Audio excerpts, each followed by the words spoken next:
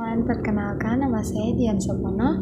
Di sini saya akan menganalisis tentang film Kakak Bos, representasi Timur Indonesia.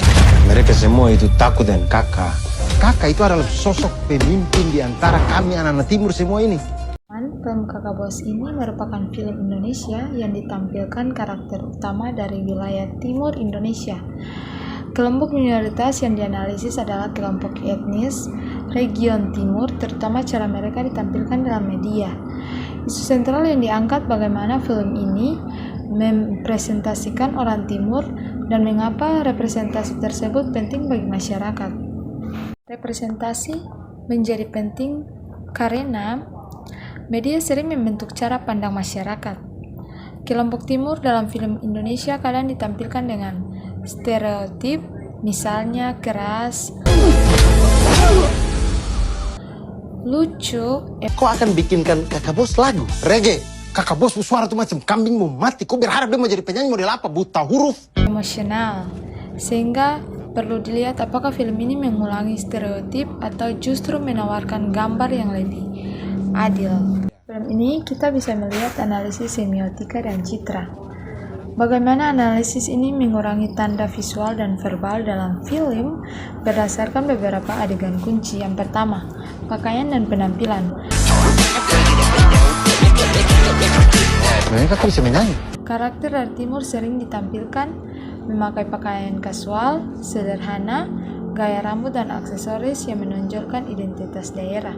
Kita bisa melihat maknanya. Mencoba menonjolkan ciri etnis tetapi bisa jatuh pada penyederhanaannya. Semua orang timur ya seperti begitu. Kemudian kita bisa melihat bahasa dan intonasi. Mulut Supica begitu masih saja cerewet. Tahu nih orang satu nih. Aduh, ini siapa sih yang ribut? Raja nih. Karakter menggunakan logat timur yang sangat kuat. Secara semiotika, menurut Barthes, denotasi cara bicara khas daerah. Sedangkan konotasi sering dikaitkan dengan keras tapi jujur, lucu, atau apa adanya. Ini bisa memperkuat identitas, tetapi juga berpotensi mengulangi stereotip. Terus kemudian yang ketiga, kita bisa melihat sikap tubuh dan emosi. Karakter digambarkan ekspresif tetapi marah, namun cepat akrab dan humoris. Makna film menampilkan orang timur sebagai karakter penuh energi tetapi terkadang dilebihkan unsur komedi. Kemudian kita bisa melihat yang settingan. Beberapa adegan menampilkan nuansa rumah atau lingkungan kerja yang mencerminkan kesederhanaan. Nah, maknanya itu menekankan kedekatan dengan komunitas dan nilai kekeluargaan. Nah, teman-teman, jadi kesimpulan semiotika ini, film ini berusaha menunjukkan identitas timur, namun ada unsur dramatisasi yang membuat beberapa gambaran terasa stereotipikal. Kemudian teori yang dipakai yaitu semiotika Roland Barthes dan analisis framing. Nah, kemudian kita melihat analisis opini publik. Mengamati respon di ulasan kritikus. Kita bisa melihat komentar sosial media seperti YouTube, TikTok, Instagram.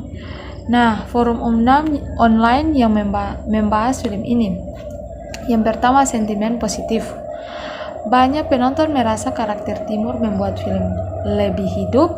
Mereka menilai film ini memberi panggung untuk aktor beridentitas daerah. Ada yang mengatakan film ini membuat mereka lebih mengenal budaya timur. Kemudian kita melihat sentimen yang negatif. Beberapa komentar menyebut penggemar konyol atau keras, terlalu berlebihan. Ada juga yang menilai logat atau gaya bicara dijadikan bahan komedi, bukan penghargaan. Kemudian kita melihat sentimen netral. Ada yang sekedar menikmati alur film tapi memberi komentar soal representasi etnis. Nah, kemudian klaster opini publik. Berdasarkan pola komentar, ada yang apresiatif identitas daerah, kemudian kritik tentang stereotip, ada juga penonton umum yang fokus pada hiburan. teori pendukung, teori opini publik, analisis sentimen, kemudian ada user and gratification. Nah, di mana penonton mencari hiburan dan identitasnya. Nah, teman-teman, bagaimana kita melihat diskusi dan kritis dan etika? Apakah representasi ini stereotipikal atau progresif? Yang pertama kita melihat stereotipikal. Beberapa adegan tetap menampilkan orang timur sebagai keras, lucu, emosional, citra yang sudah lama diletakkan oleh media arus utama. Tetapi ada progresifnya. Film ini juga menunjukkan nilai positif seperti kerja keras, solidaritas, keberanian, dan kedekatan keluarga. Dampaknya terhadap stereotipe atau empati sosial ketika aspek emosional dilebih demi komedi. Hal ini bisa membuat stereotip semakin menguat. Namun ketika karakter diberikan ruang untuk menunjukkan sisi rasional, penyayang, atau profesional, hal itu meningkatkan empati dan pemahaman publik. Nah, kita bisa melihat teori pendukung seperti teori stereotip, etika komunikasi, dan juga teori kultivasi. Bagaimana media membentuk cara pandang penonton dalam jangka panjang. Kemudian kita bisa melihat studi kasus dan juga kesimpulannya. Yang pertama, studi kasus pembanding. Kita bisa melihat film Cahaya dari Timur, Peta Maluku tahun 2014, di mana representasi orang timur lebih realistis dan humanitis.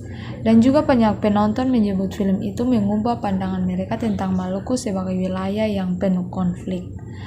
Nah, relevansi untuk laporan ini, studi kasus tersebut menunjukkan bahwa representasi yang kuat tidak berlebihan dan empatik dapat mengubah opini publik menjadi lebih positif. Jadi kesimpulannya, film Kakak Bos ini menghadirkan identitas timur secara menarik dan mudah dikenali. Namun sebagai representasi masih bergantung pada stereotip lama, di mana respon publik terbagi antara yang merasa terwakili dan menilai penggambarannya terlalu dilebihkan. Secara keseluruhan, film ini ikut membentuk citra orang timur di mata penonton, tetapi masih perlu keseimbangan antara hiburan dan representasi yang lebih akurat. Oke teman-teman, sekian hasil analisis dari film Kakak Bos. Semoga kita bisa belajar bersama-sama. Terima kasih.